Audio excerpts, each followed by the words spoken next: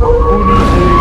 गांव के किनारे एक पुरानी हवेली थी जिसे लोग खूनी हवेली के नाम से जानते थे। कहा जाता था कि उस हवेली में कोई जाने की हिम्मत नहीं करता था।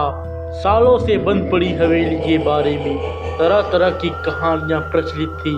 लोग कहते थे कि रात के समय वहां से अजीब आवाजें आती है।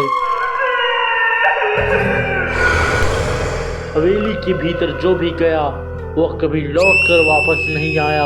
एक बार शहर से एक युवक गांव घूमने आया। उन्हें गांव वालों से सुनकर इस हवेली के बारे में बड़ा रोमांच हुआ।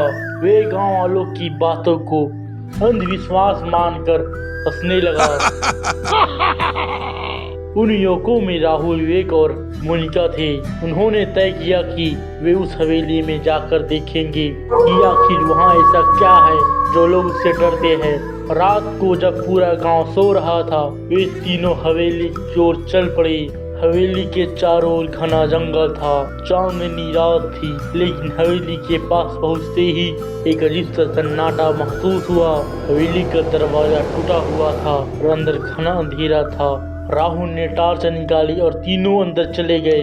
जैसे ही वे अंदर पहुंचे, एक ठंडी हवा का झोंका आया और दरवाजा अपने आप बंद हो गया। अब तीनों को हल्की हल्की घबराहट होने लगी।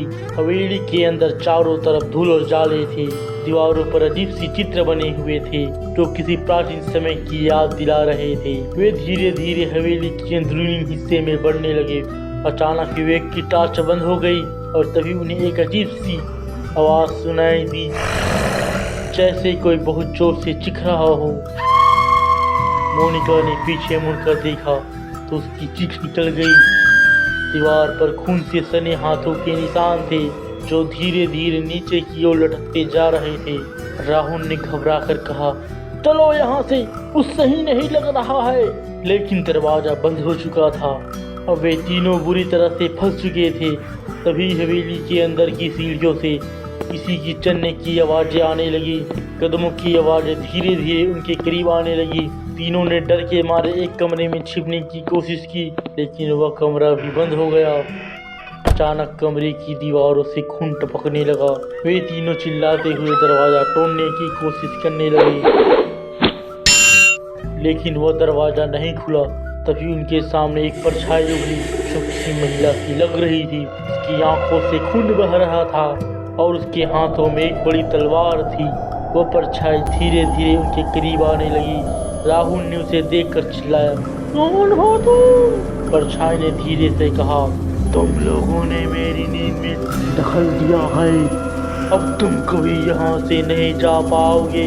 वह तलवार हवा में उठी, रगड़े ही पल मोनिका का सिर जमीन पर लग गया।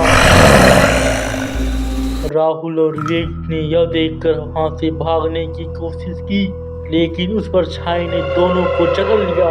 उसकी चीखी हवेली की चारों ओर गूंजने लगी, लेकिन कोई उन्हें बचाने नहीं आया। सुबह जब गांव वालों ने देखा तो हवेली के बाहर खून से लथपथ उनके शव पड़े थे। कोई नहीं जानता कि उस रात उनके साथ क्या हुआ, लेकिन आज भी लोग कहते हैं कि रात को हवेली के पास से गुजरने पर उन युवकों की चीखें सुनाई देती है। और इस तरह खूनी हवेली एक बार फिर से खौफनाक कहानियों में एक नया अध्याय जोड़ चुकी थी। अब वहाँ कोई भी जाने की हिम्मत नहीं करता। हवेली की डरावनी छवि और भी गहरी हो चुकी थी और वह गाँव वालों के लिए खतरनाक रहस्य बनी रही। कहानी पसंद आया तो हमारे चैनल को सब्सक्राइब कीजिए। वीडियो पसंद आया तो लाइक कीजिए, नहीं पसंद आया तो डिसलाइक कीजिए। और आपको कौन सी और कहानियाँ सुननी है खतरनाक, उसके बारे में कमेंट करें। फिर मिलते हैं एक शानदार रोचक कहानी के साथ।